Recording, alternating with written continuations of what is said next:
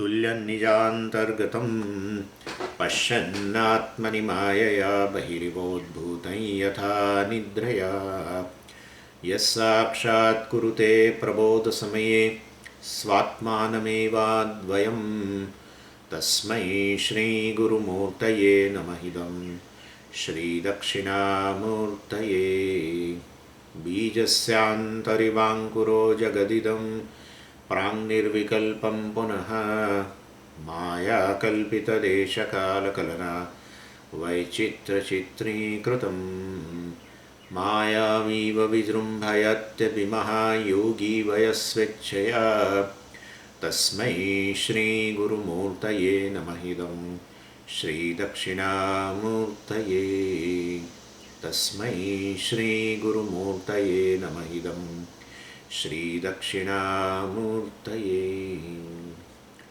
ॐ सहना भवतु सहनौ भुनक्तु सह वीर्यं करवावहै तेजस्विनावधीतमस्तु मा विद्विषावहै। ॐ शान्ति शान्ति शान्तिः। सदाशिवसमारम्भां शङ्कराचार्यमध्यमाम् अस्मदाचार्यपर्यन्तां वन्दे गुरुपरम्पराम्। ॐ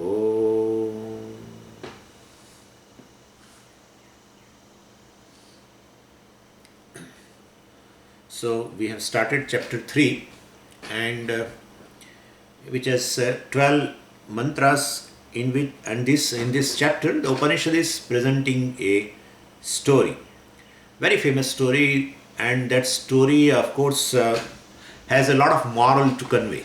Every story has a moral to convey. Here there is a message, Upanishadic message is there to be conveyed. What is the message? We'll see that Bhashyakara describes it in 6 points, the moral message behind it.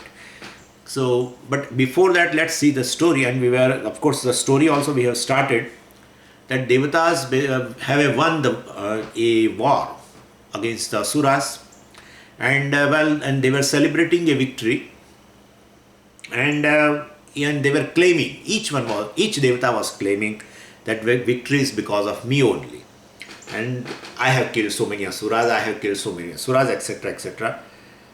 And Devas are basically Devas because of the Daivi Sampatti, because of this Amanittam, Adambittam, etc. Instead of Amanittam or humility, a pride has arisen in them. That we are the one, because of us we have won this, the war. And then Ishvara thought that I should at least destroy this pride from them. And for that purpose, he appeared in front of them where this party was going on, victory party was going on, where there he appeared in front of them as a brilliant, he took a very brilliant form compared to even Devas. Even Devatas were looking very, compared to them, they were looking like a very, they were looking very feeble, let's say, in terms of the brilliance. Yaksha was a very brilliant form. And that Yaksha is not a particular, a celestial kind of a thing, a Yaksha, Kindara, Gindara, etc., but a particular form. And Yaksha, as I told you, the word Yajdhatu is there, means to adore, etc., to worship. And so Yaksha means which is very adorable. So he took a very adorable form. And so while they were celebrating, their attention was drawn to that Yaksha, who appeared in just one corner of it. And they knew it was very brilliant and divine, but they did not know what it was. It's a mystery for them. And then if there is something which you don't know, you are always curious to know. What is it? What is it? And they call it rubber neck. I also learned very recently this rubber neck. Rubber neck means you extend the neck. Who is it? Who is he? Who is he? Etc. So you extend your neck. So that's called rubber neck. Somebody told me this. Anyway. So all of the Devatas were doing rubber necking, they necking out to find out who this Yaksha was. But they could not find out. And the Indra, who was the leader of them, he was also there. And then definitely Indra decided to send a representative to explore and find out the identity of this divine and brilliant Yaksha. then he sent first Agni. That's very correct. So, well, Agni goes there because Agni is the messenger of the Devatas.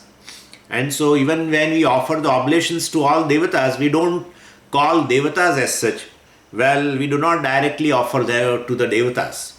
We only offer to the Agni, And therefore, Agni is the messenger of everything. Agni carries these oblations.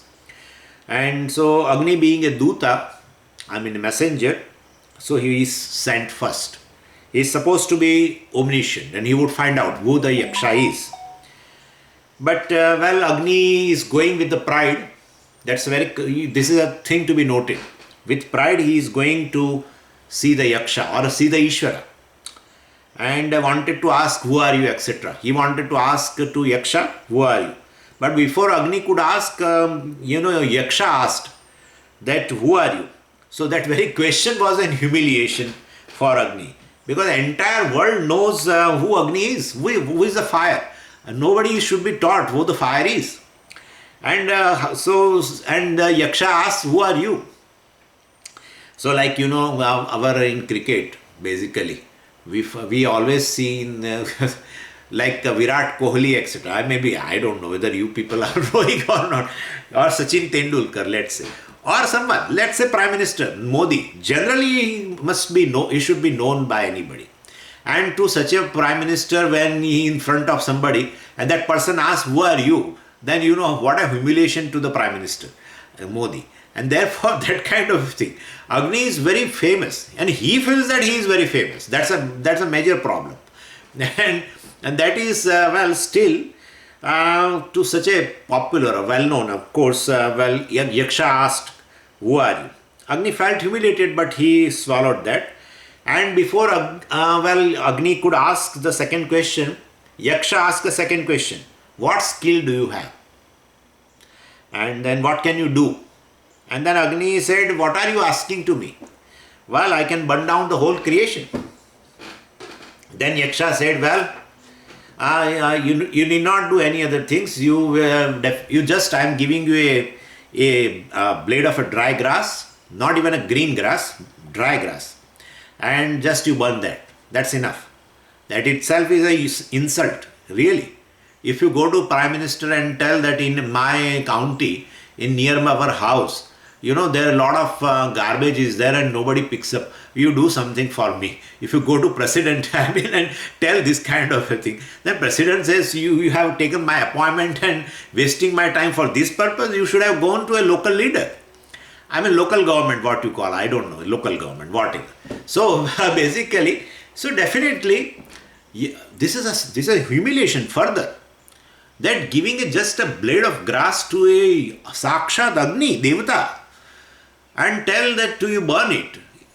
Well, Agni should understand. But when the pride is there, the discrimination won't be there. That's a big problem. And so Agni again, of course, felt humiliated. But how can ask, Agni to burn just a blade of grass? But he swallowed that second humiliation also. And tried burning, this blade of grass.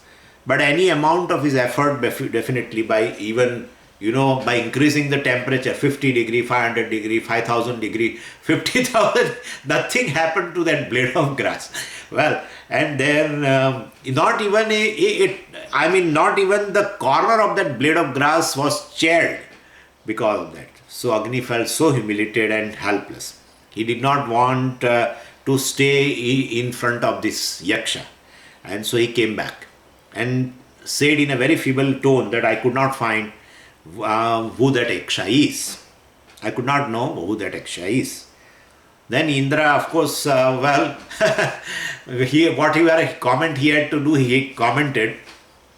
And he said to Vayu, if Agni could not do, may you do. And ask Vayu Devata to explore. And this... And Vayu, of course, has got a lot of air. And after the victory also, the air has increased in him. And therefore, now, with that, in his walk itself, Vayu Devata's walk itself, you can find a lot of air. The way he was approaching the Yaksha. And there, Well, with all pride, thinking that I am superior to Agni, definitely Agni, it is not a job of Agni. I can do that job. So though, well, that's how Indra gave me. He should have given me at the first place. But he should also learn a lesson. But he had to come to me. This is a common dialogue in the society. And ultimately he had to come to me. I was knowing he will come. Like that. Etc.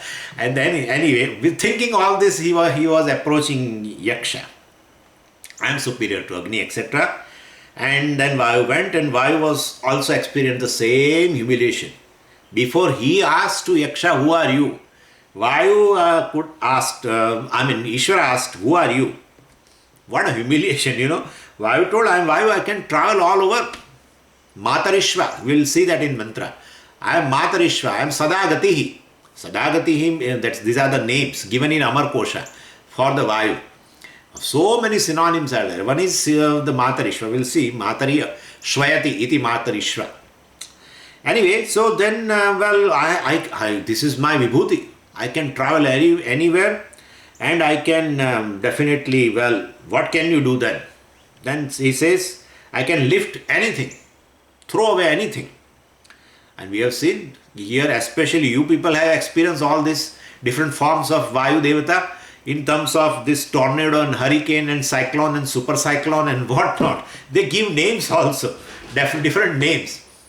More than India, United States has a lot of friendship with this Vayu Devata. Every year, one or other state will definitely experience this. In India, it occurs, but not so often like you have here. And we don't have many forms of this. We may have a cyclone, etc. But this hurricane and tornado now, even I don't know the difference between all this, really speaking. To be frank enough with you, if you ask me the difference between tornado and hurricane and cyclone and all that, I am not able to tell you. But in this country, people know. And what an amount of damage it can do, that also, even the car it can lift, and anything it can lift, a whole house it can lift. So, then to such a Vayu Devata, Yaksha is asking, what can you do?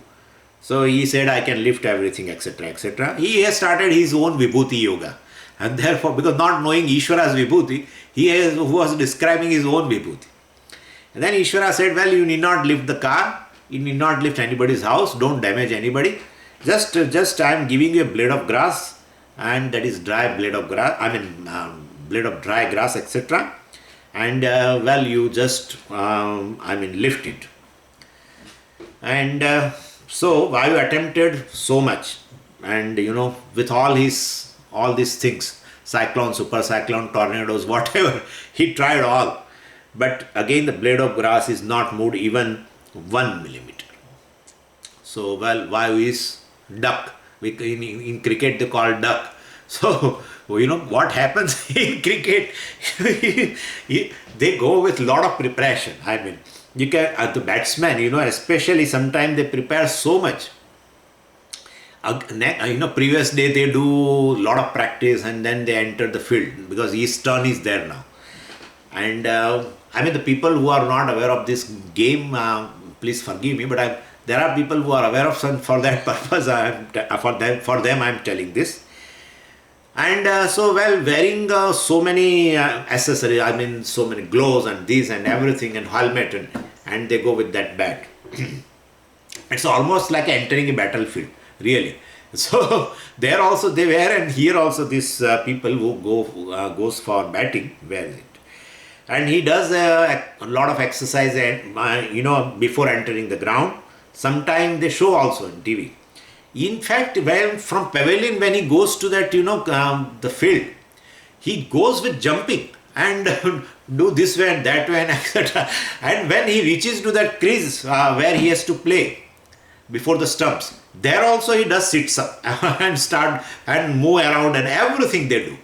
And then they will show like this, and then the person has to tell, you are in a proper position, everything. And then he sees around also in the whole field, what are the positions of the the fielders.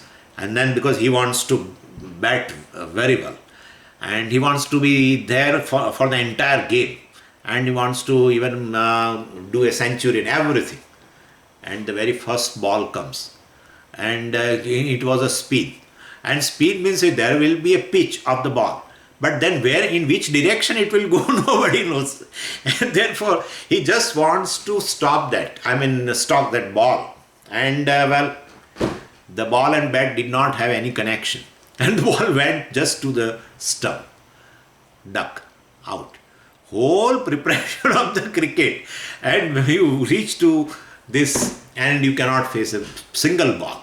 Same thing about Vayu and Agni. They went with all the preparation, they could not do anything. Anyway, so this is this is a thing. Anyway, then Indra thought, well, who is more proud than others? Because he is Devanam Raja. Raja has a bigger ego than even the Devatas. And so ultimately, he is being a king, he will take entire victory on his lot. He will say, because of I am a king, and so the whole victory belongs to me. So he must be thinking, you all are useless guys, and let me find out who the Yaksha is. So Indra went. And then other Devatas at least could have a little conversation with the Yaksha. At least the Yaksha asked a question and they replied, etc. Indra could not get even a conversation with Ishvara because of his extra pride. The moment Indra came, and Yaksha disappeared. And where there is pride, Ishvara cannot be. It's very simple. Ishvara disappeared from there, and so big, like somebody, you went to somebody's house to meet him, and instead of meeting the person, you will find a big lock at the main door itself, and then you have to return. It is exactly like this. So Indra had got a lot of sattva guna. Of course, then he got humiliated, but then he got a sattva guna, and so he could very easily learn a lesson. And he understood that we have a problem of a pride, because of which, of course, Yaksha or the Ishvara Yaksha did not give me audience. And then immediately getting humiliated, he got humbled also, and he prayed to Ishvara. He could understand this Yaksha must have been a Ishvara. He is not an ordinary celestial being. He must be Ishvara, and in order to teach us a lesson, very quickly Indra understood this. And and because of his prayer and humiliation, amanitam, etc., then Ishvara appeared in front of him. Yaksha appeared now in another form called Brahma Vidya, and taught that the Yaksha was nothing but the Brahman. The Ishvara was there. So for that, Brahma Vidya is required. Brahman does not teach I am Brahman. Brahma Vidya teaches you that you are Brahman. So that is how Uma appeared in front of Indra, which is Brahma Vidya, and taught that the Yaksha was nothing but the Ishvara, because of whom you have all got you got a victory over the Asuras, etc. So who Ishvara is, there is only one source of knowledge, who the Ishvara is, who the Yaksha is. So Pratyaksha Pramana, Anumana Pramana, etc., Arthapatti, Anupalabdhi, no Pramana works to know Ishvara is. Only one Pramana works that you know, that Shabda Pramana works, that the Shastra works. Veda, the Vedavani, the words of the Veda only, which we call as a Brahma Vidya, only can teach you about Nirguna Brahma, about Ishvara. And therefore, that words of Veda, as though that Pramana, Shabda Pramana has taken a form of Uma and taught the Indra that the Yaksha was nothing but a Ishvara, because his glory was there. Because of that, his glory only you are able to win the war. So, we should be, it shows that we should be humble enough to ask, I do not know what God is, etc. I can never know what God is by myself. But then Uma appears and teaches you.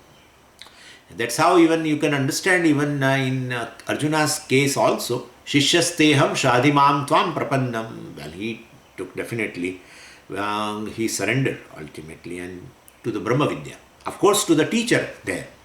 But teacher is also stand for Brahma Vidya, and therefore he surrendered to the Ishvara, and then he was taught the whole Brahma Vidya. So without this Brahma Vidya being there, one can never understand who the Ishvara is. Neither even Saguna Brahma. Ishvara means, here let's take even Saguna Brahma also, or neither Nirguna Brahma, because the Yaksha means a Saguna Brahma, because he has come in the one particular form. And therefore, because he is Avatara, Avatara means a Saguna Brahma. And therefore, so either Nirguna Brahma or Saguna Brahma, nothing could be understood without this Guru Shastra Upadesha or Brahma Vidya. And so Umadevi representing Guru and Shastra come in front of Indra. Both, we will see that. Uma represents both. Uma represents Guru also, Uma represents Vidya also, Shastra also. Both. Because both go together. I always tell, this is a package. When you say Shastra comes, along with always Guru will come.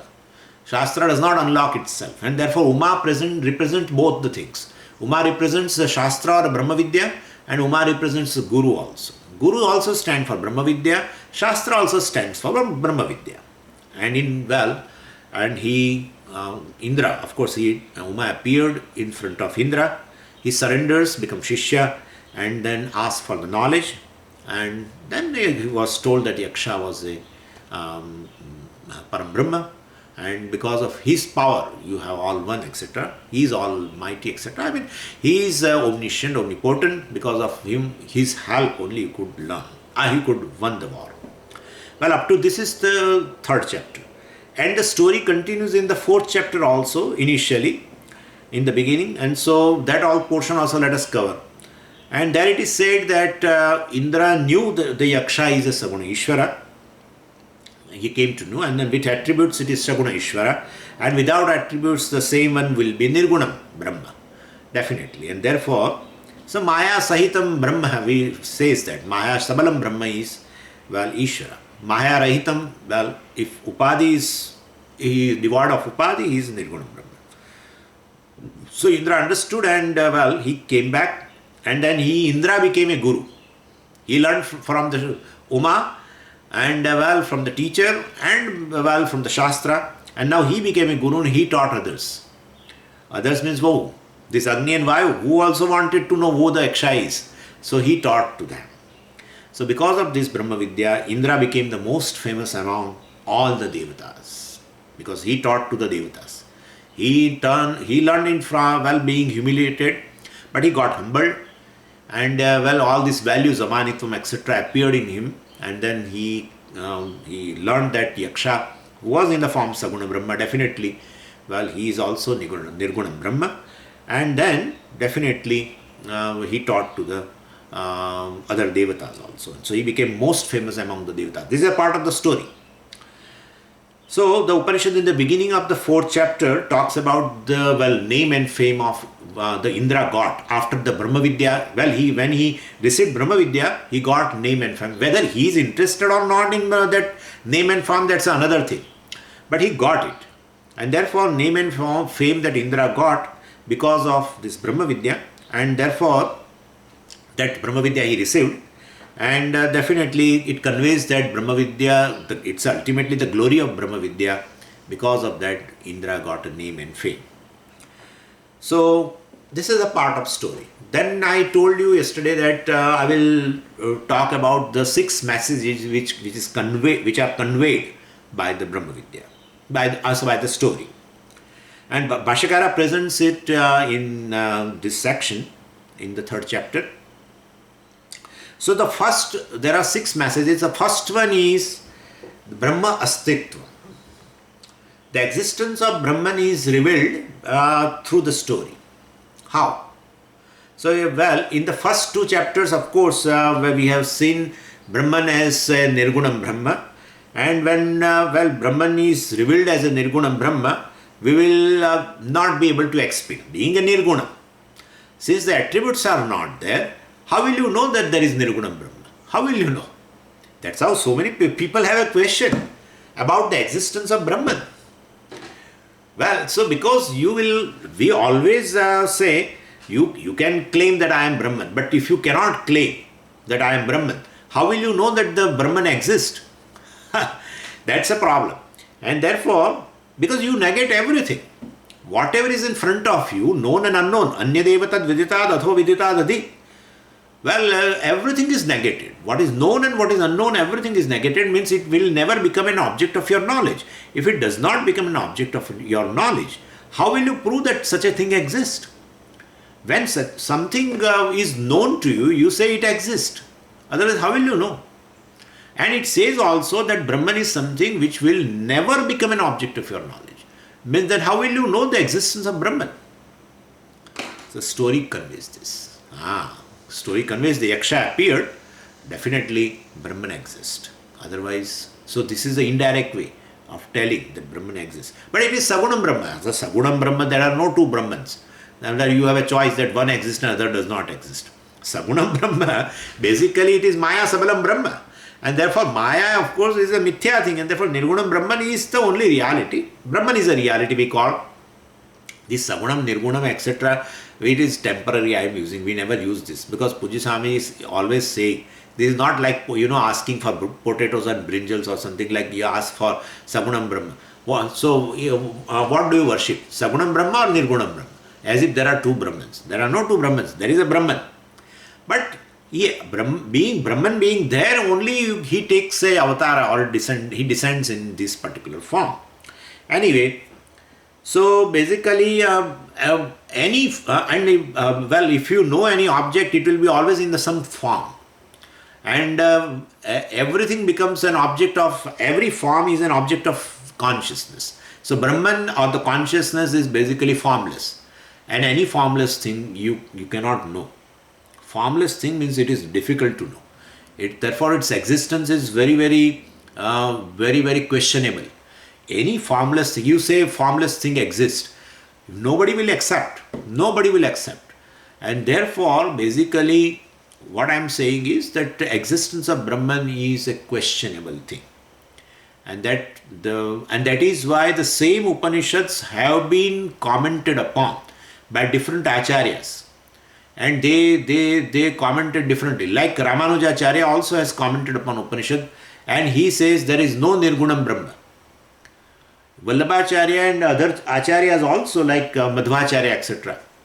That is how they have a different philosophy. They also don't accept Nirgunam Brahma. They say there is nothing called Nirgunam Brahma. We say that there is a Nirgunam Brahma, but they don't say. So that is how different acharyas have commented upon and came out with different philosophy. Shankaracharya has said, well, there is Advaita Vedanta. I mean, you are Brahman. There is no distance between you and the Brahman. You are Nirgunam Brahma. That's to that extent. So that is Advaita Vedanta. Ramanujacharya commented upon Upanishad and he found the philosophy of Vishishta Advaita. Vishishta Advaitin said there is no Nirgunam Brahma. Whatever there is Sagunam Brahma. And Jiva and Jagat both are the part, Amsha of this Sagunam Brahma, of Narayana.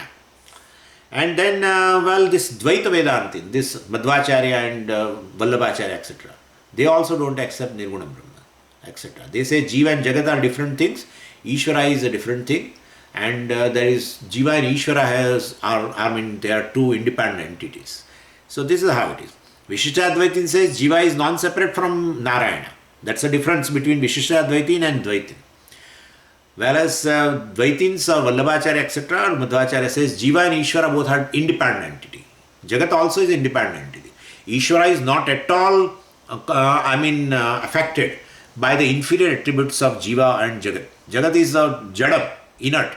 Jiva has the inferior attributes. And while Jiva and Jagat both are different from Ishvara. That's how they are. Anyway, but Vishishta Advaitin says, no, Jiva and Jagat are not separate from Narayana, etc. They are Amsha, Narayana is the Amshi, etc. Part and whole, like that. Anyway, same Upanishad, you can understand, same Upanishad, the other different acharyas have looked upon differently. Because very difficult to say, well, unless you understand that you are Brahman, or you are Nirgunam Brahman, you are attributeless Brahman, limitless Brahman.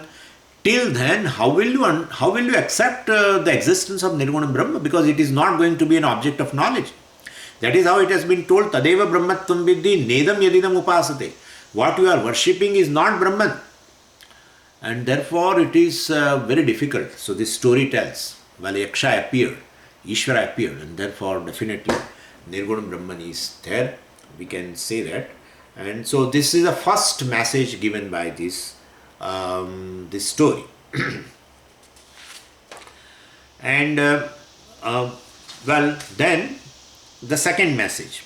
And of course, Taittiriya Upanishad says that, Taittiriya Upanishad, Kathopanishad says that Brahman is. Very beautifully says Taittiriya Upanishad. What say it says? Asanneva sabhavati asad brahmeti veda ched asti brahmeti ched veda santamenam tato viduriti. Asanneva sabhavati asad brahmeti veda ched. Brahman is asat, means there is no Brahman. Brahman is asat, means there is no Nirgunam Brahman, etc. Veda chet, if one comes to know that there is no Brahman, well, we can say asanneva sabhavati. He also becomes asat. One who says that Brahman is asat, there is no Brahman, he is also not there. You can understand very well. Because the Jiva itself is a Brahman. And therefore one who says that there is no Brahman, well, he also is not there. So asanneva sabhavati. Asan eva saha bhavati. Saha means this person who says that there is no Brahman, he also is not there. Because ultimately the self alone is Brahman. And so telling Brahman is not there, the self is not there. Like that. And one cannot prove the self is not there. To prove that there is no self, you require self. And therefore you require a conscious being. How will you prove that there is no conscious being? To prove that there is no conscious being, there is no consciousness, you require a consciousness. And therefore one cannot negate oneself. And therefore one cannot negate Brahman.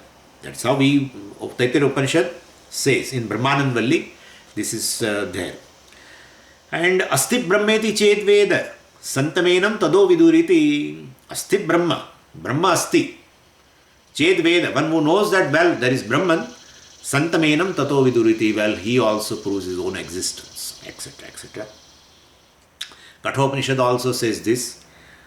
Asti iti bruvatoonyatra katham tadupalabhyate astityopalabdvyah tattvabhavena chobhayoho astityopalabdasya tattvabhava prasidati. Well, one who accepts that there is a Brahman, ultimately tattvabhava prasidati, one gains a truth in life, one gains moksha in life, etc. And therefore, Upanishad talks about that there is a Nirgunam Brahma, but the story reveals that there is Yaksha, the Brahman, who appeared in the form of Yaksha, and that is how this is a message given by this story. Because first two chapters talk about Nirgunam Brahma, but talks by negating a objectification. I mean, it can never become an object of knowledge, and therefore it is very difficult to know whether the Nirgunam Brahma exists or not. So this proves it. Anyway, and then of course, Upanishad presents like this, and how will you this understanding in Nirgunam Brahma is very, very difficult. Accepting also its existence is very, very difficult. And so whatever has been told that's one point I missed, that's how it happened like that. So first two chapters proves that there is a Nirgunam Brahma, but it has to be brought down in third chapter in form of a story, in form of a Sagunam Brahma, in form of a Yaksha, etc. And through that it has been proved. And well, Agni and Vayu are not only that, through story, two things also are revealed. That Yaksha is there in form of a Sagunam Brahma, well, it is there, it is one thing. But they were able to have a communication also with them, definitely. And therefore, it proves that there is a Brahman. And who is that Brahman who appeared in form of Yaksha? Well, Agni is the burning power. Agni's burning power is that Ishvara. I have told you about that. He is in the form of Karmadhyaksha. And so, Ishvara means in the form of a Rupam. He is a Karmadhyaksha. Karmadhyaksha means all the laws. Because of those laws, Devatas are functioning. And therefore, definitely, Devatas, whatever the power they have, ultimately, is the power of ultimately Ishvara. Because that is the law which is working. So, the Shrotrasya Shrotram, etc., that mantra can be looked upon two ways. Shrotrasya Shrotra indicates the subject which is consciousness, because of which the very existence of Shrotra is there, or because of which the Shrotra does a prompted activity, etc. And that Shrotrasya Shrotram indicates Shrotra Devata also. Shrotrasya means Shrotra Devata. Shrotra can be looked upon as a sense organ, or Shrotra can be looked upon as a Shrotra Devata also. Because any sense organ it is in its function cannot be separated. If it cannot function, let's say the eye. If eye cannot function, we say, well, the anugraha of a devata is not there. And therefore, the sense organ and devata goes together. If devata is there, well, definitely it is able to function. And therefore, shrotrasya you can look upon as a sense organ, or shrotrasya you can look upon shrotra devata also. And shrotrasya shrotram means ultimately the devata here in form of a eye, etc. Here, whatever they are functioning, intelligent functioning is there. Well, they are also able to function because ultimately Brahman being there. And therefore, ultimately, Ishvara, who is a karma phaladata, he is able, because of whom the devatas are able to function. So here this story gives us a message that Agni's burning power is Ishvara. And without Ishvara's blessing, Agni cannot do the function, and that has happened. Agni cannot even burn the blade of dry grass. And so Vayu also cannot be a Vayu without the Yaksha or without that Ishvara. So basically Ishvara is the one who is a Karmadhyaksha, and because of his grace, he is Karmadhyaksha means who is manifesting in all the forms, all the laws, because of which even devatas are able to function. Devata means an intelligent law who is functioning in the universe, and therefore a particular law. And therefore, definitely even those laws are due to Ishvara's grace, they are functioning. And therefore, basically, Agni hood of Agni is Ishvara. Vayu hood of a Vayu is a Ishvara. That's how we can see. So, Shrotrasya Shrotram can be looked upon this way also. So, ultimately, Ishvara is the one who is a Shrotra of that Shrotra Devata. So, because of which that, the Devata who is present in the ear is able to function. So this is the first thing we have learned from the story. Now second message is, Saguna Ishvara is proved and Nirguna Ishvara also is proved. Saguna Ishvara is proved because the devatas, because of pride, they thought that, we are able to burn everything and we are able to lift everything, etc. Then it has been, Ishvara has taught them a lesson that because of his grace only they are able to function. Or else, through the Saguna Ishvara you can say, Nirguna Brahma also exists, which is very difficult through the first two chapters to know, because there it has been negated in form of any object. And therefore, how will you know then that, Nirguna Brahma exists? Unless you know it as a subject.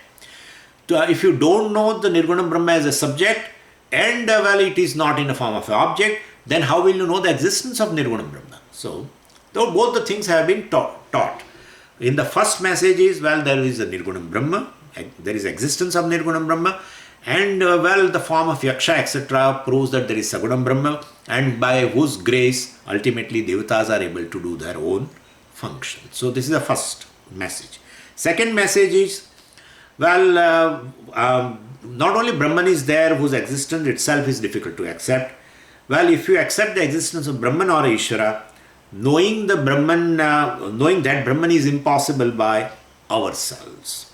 So without somebody's help, you cannot know the Brahman. How does the story reveal it? Agni went but could not understand who that Yaksha is. Vayu also failed, and Indra also failed. And when the Uma Devi appeared, and then only Indra could know that. And therefore, without Ishvara's anugraha and Shastra anugraha, this Brahma Jnanam is not possible. Ishvara Jnanam is not possible. Without Ishvara's anugraha, Ishvara Jnanam is not possible, or Brahma Jnanam is not possible.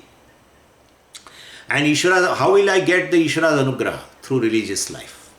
Through religious life and through the following the values, etc., one can definitely gain it. One can know. One can invoke the grace of Ishvara, and then Ishvara appear in the form of Shastra and Guru, give you the knowledge of Yaksha, that is Brahman. So this is the second message. So second message is Brahmanaha Durvigniyatvam. Very difficult to know Brahman with our own efforts, without the grace of Ishvara. And so therefore there should be a worship of Ishvara in any form, depending upon your own choice. And that is called religious life, where you invoke Ishvara's grace through definitely devotion towards the Ishvara. And because of that only the humility also will come. Yeah, if you miss the presence of Ishvara in your life, definitely the pride will be there. Because many situations in which you gain a success, etc., well, you will feel that you only have, because of your own effort, you have gained the success. And wherever bhakti is, definitely humility will be there. Any bhakta you see, you will find a humble person. Because in his life, in his awareness, all the time Ishvara is there. That is called bhakta, in whose awareness all the time Ishvara is there. While doing karma or while receiving the karma phala. Either way, it is Ishvara is there in his awareness. And therefore, definitely such a person's ego will not be a bloated ego. Definitely he will be a humble person. That is in fact, humility itself is Ishvara's anugraha. And that is how Indra prayed. That shows a religious life. And he became, he got, of course, humiliated when Yaksha disappeared. But he got humiliated and became humble and prayed. Then the Umadevi appeared and gave a knowledge of Ishvara. And therefore, the story shows that you should have a prayerful life also, which we call even Karma Yoga's life. We always say Karma Yoga's life will make you, adhikari for this gaining knowledge of Nirguna Brahma. A Karma Yoga life is a religious life. If you read Puja Swamiji, you will find it's a prayerful life, religious life, because all the time you are connecting to Ishvara. Through karma, while you are doing karma, while you are saying Ishvara Arpana Buddhi, etc. And what we have discussed, what is that Ishvara Arpana Buddhi, etc.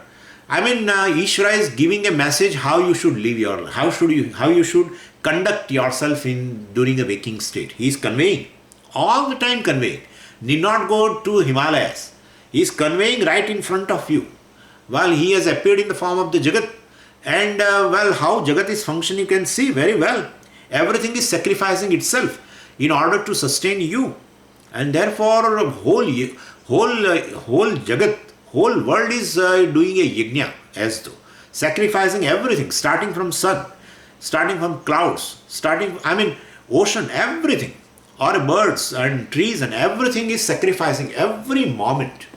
And that is how you and me are sustaining our own lives. And so that is a form of Ishvara. So Ishvara is conveying how you should do. So that is Ishvara Arpana Buddhi, where you will have the attitude of a sacrifice in your life through the karma. That is Ishvara Arpana Buddhi. So that is in tandem. You are working in tandem with Ishvara. You are working in harmony with the Ishvara. That is what Ishvara Arpana Buddhi. We have discussed that in Karma Yoga portion in 2nd chapter. And Prasad Buddhi, of course, while receiving different situation, you should understand that it has all come by the laws of the Ishvara. Ishvara alone has manifested in the form of all the laws. Ishvara has manifested in the form of creation. Ishvara has manifested in the form of laws. And with the help of the laws, I am getting the result. And therefore, Ishvara alone is coming in this form, in a different situation. Or by Ishvara's law, whatever situation has appeared in your life. And that is a prasada of Ishvara. Definitely, whatever comes from Ishvara is ultimately prasada. And therefore, you will have a gratitude while receiving the situation. So this is how doing karma, receiving karma phala, etc. all the time is your awareness. Ishvara is there. That's a religious life. This is a religious life. Well, of course, other than that, other karmas are there. We have discussed in Kenopanisad beginning that there are manas karmas and vachik karmas and, and the physical activity, kaika karmas, any kind of certain, chanting of stotras or even doing a manas puja, all this is karma. Ultimately, they all are karmas. And you are invoking the grace of Ishvara. That's the only. Religious life is meant for invoking grace. And then, his grace will appear in, then you will have a connection with a teacher and connection with the Shastra. So connection with the Shastra through the teacher, that's the best situation. Shastra will not unlock to you. So, Guru will unlock to you. Any Acharya will unlock the Shastra.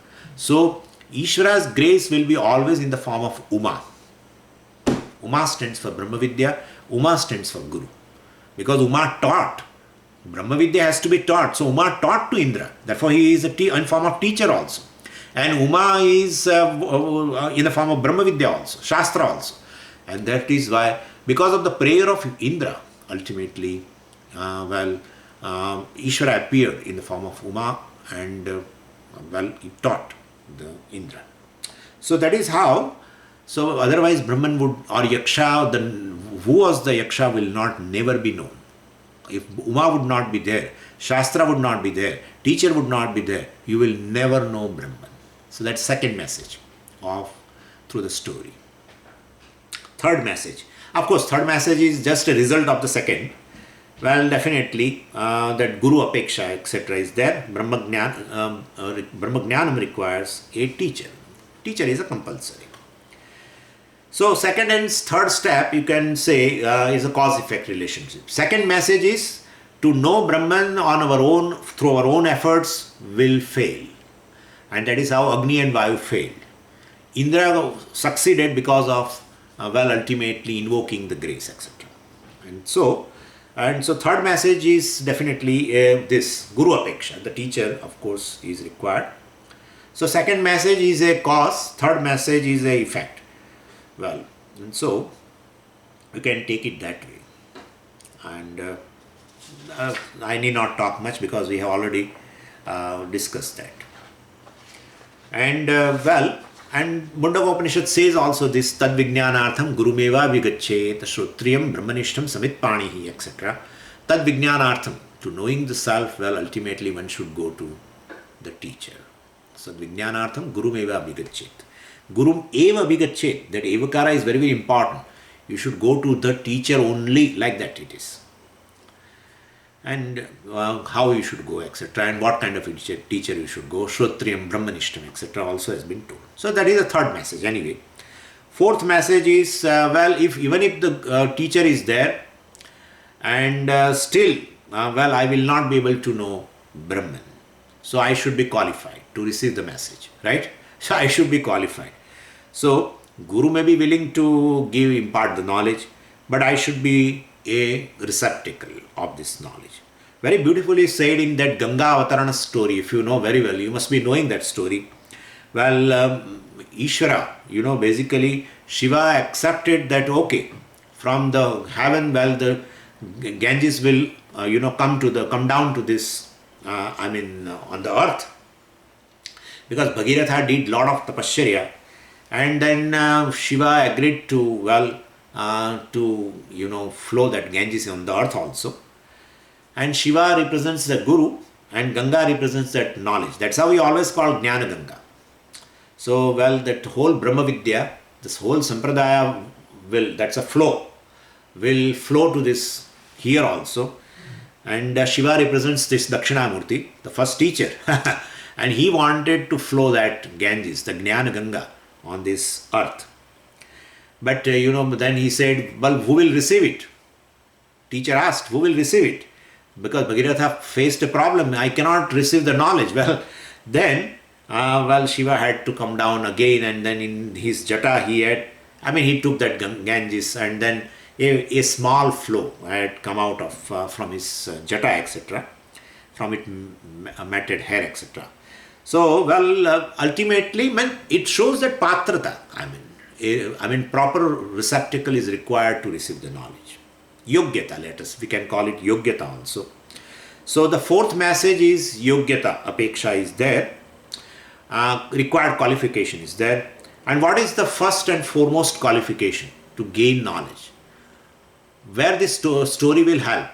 Because you are telling it is the story gives you a message. Then what is the message? What kind of a yogyata, what kind of a qualification is required? How the story will convey you? Amanitvam. Absence of pride. That's a very important qualification. And you can understand from Indra's standpoint.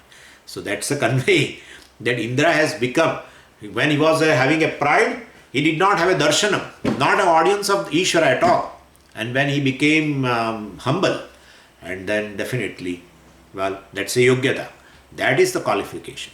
When he became humble, when the pride has gone, and then definitely Uma Devi appeared there. And therefore, Amanitvam is the very first value. What are other values? What are other values? That is why we always say, when you study Upanishad, don't leave Bhagavad Gita. Because Upanishad may help you in one way. Gaining Atma Jnanam, it helps.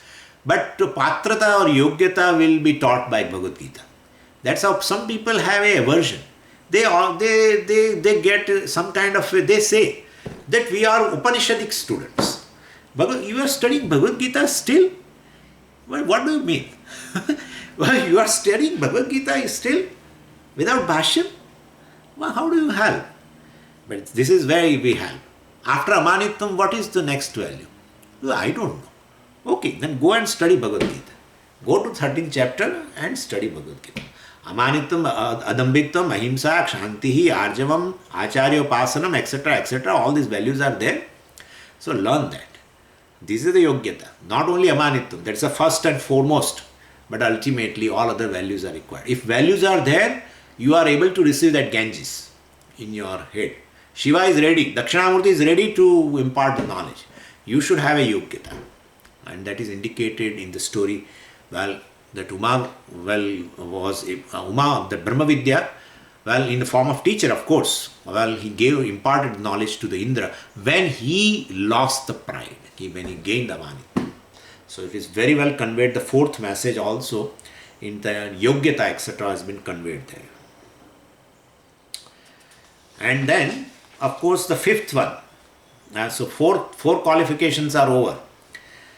So story looks so innocent, you see. Story looks very innocent, but how many important things are there?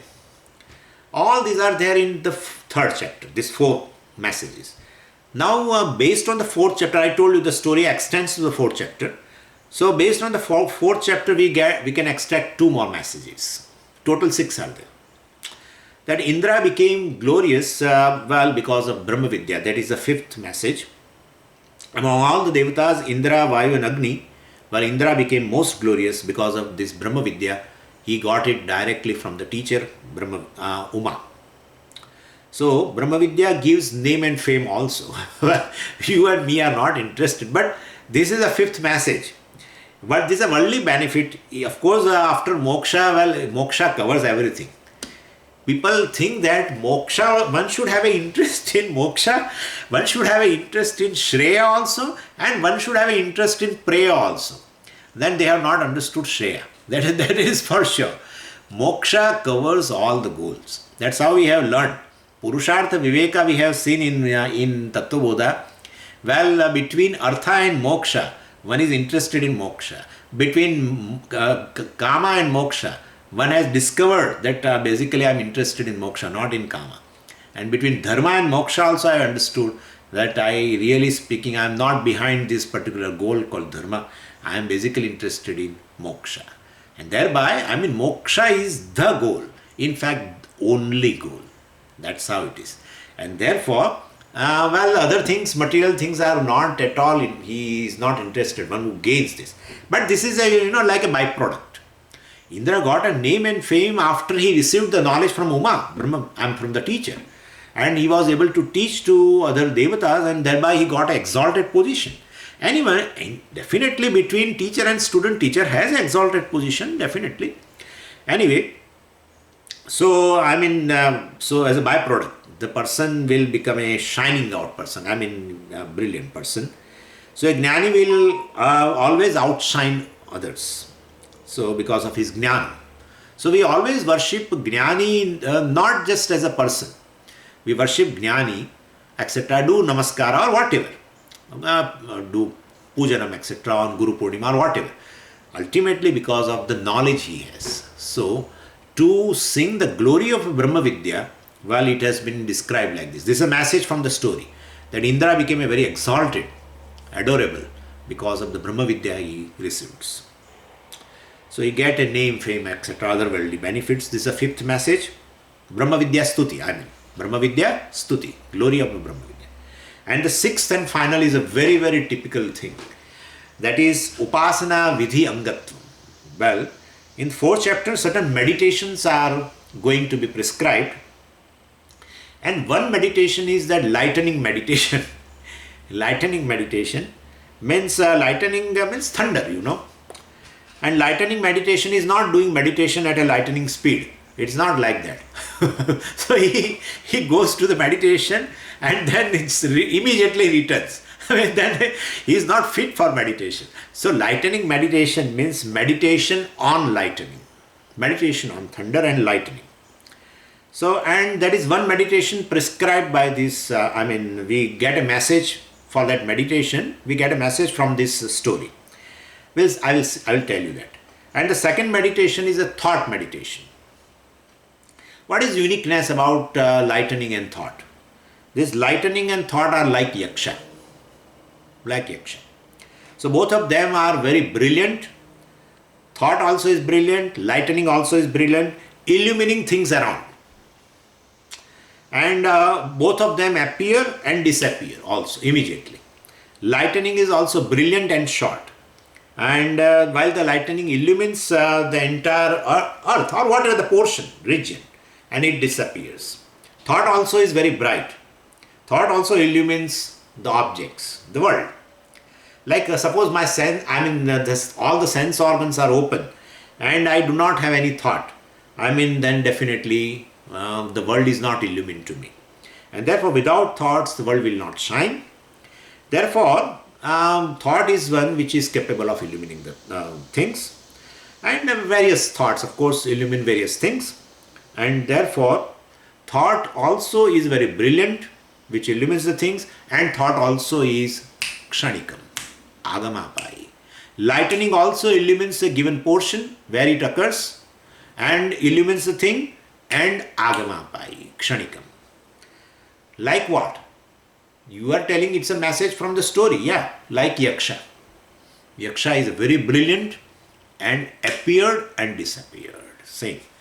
And therefore, for taking up these two upasanas, the story is a basis. Yaksha also had all this. Yaksha was very brilliant, revealing, illumining, the whole place. And how long is he lasted? Agama pai ayaram gayaram. He just, appeared and disappeared. And so, these two upasana, Vidyut upasana and Mano upasana, Manavrutti upasana, is also conveyed. So if you want to do Ishwar upasana, how will you do Ishwar upasana? Take a alambanam. Take a alambanam of Vidyut. Yeah, because Yaksha means Ishwara. So there is a comparison between two. Whatever the alambanam you take for Ishwar upasana, there should be similarity. You do a Shiva upasana on that lingam. Because basically lingam means formless. And therefore from the formless, all the forms have come. All the forms can come from ultimately something which is formless. And therefore, therefore lingam, lingate jnayate anenate lingam. What Ishvara has, what kind of a rupam? He is formless. Well, definitely, so it has been depicted like this. So whatever the alambanam you take a alambanam of a lingam for doing a Shiva upasana. That is how it is. So same way, if you want to do this Yaksha upasana, and in order to gain knowledge and gain freedom, then we give you alambanam. Alambanam of Vidyut, lightning, and alambanam of mind, thought, which is also like that. They are also brilliant. They are also, agamapai, they are also temporary. They come and go, etc. Ultimately, both are like that. And therefore, with the help of them, you can do Yaksha upasana also. That is also conveyed. That's the sixth message conveyed by this story. With this background, now we can go to the mantras from tomorrow. Okay. Om Purnamadav Purnamidam Purnat Purnamudachyate Purnasya Purnamadaya Purnamevavashishyate. Om Shanti Shanti Shanti. Harihi Om Shri Gurubhyo Namaha. Harihi Om. Hari Om Swamiji. Hari Om.